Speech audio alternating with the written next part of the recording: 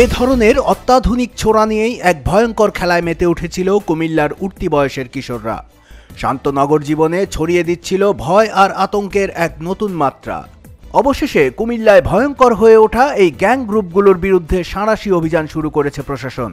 মঙ্গলবার দিনভর কোতোয়ালি মডেল থানা পুলিশ ও গোয়েন্দা পুলিশ অভিযান চালিয়ে বিভিন্ন গ্যাং গ্রুপের অন্তত ৩০ জনকে গ্রেপ্তার করেছে এবং উদ্ধার করেছে এ ধরনের অন্তত ৭০০ আধুনিক ছোরা ও চাপাতি।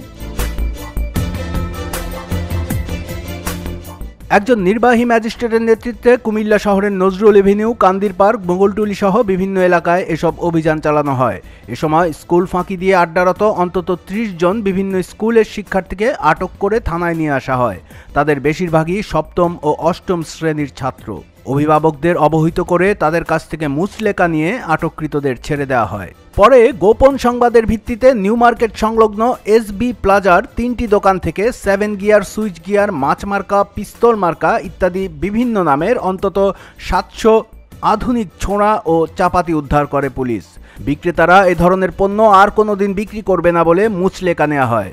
যে বিশেষ করে ছোট বিক্রি হবেই না কোনো দোকানে, তারপরে বিক্রি ক্ষেত্রে যেন যথেষ্ট রিস্ট্রিক্টেড ওয়েতে তারা বিক্রি করতে পারে এবং টিনেজ বা স্কুল বা কলেজের কোনো স্টুডেন্টের কাছে কোনো দা ছোড়া বা কোনো যাতে বিক্রি না হয়, এই ধরনের নির্দেশনা বিভিন্ন দোকানদারকে আমরা বলেছি। দেখা যায় যে স্কুলে যাওয়ার কথা বলে স্কুলে না গিয়ে সেখানে সে ফাঁকি দিয়ে থাকে, এই ধরনের একটা বিষয় আছে। তা আমরাও বিভিন্ন শিক্ষা প্রতিষ্ঠানে যাতে স্টুডেন্টদের টিচারদের পক্ষ থেকে যাতে স্টুডেন্টদের একটা প্রপার ওয়েতে গাইড করা আর অভিভাবকও যাতে প্রপারলি তার সন্তান শিক্ষা প্রতিষ্ঠানে গিয়েছে কিনা সেটাও কনফার্ম করা।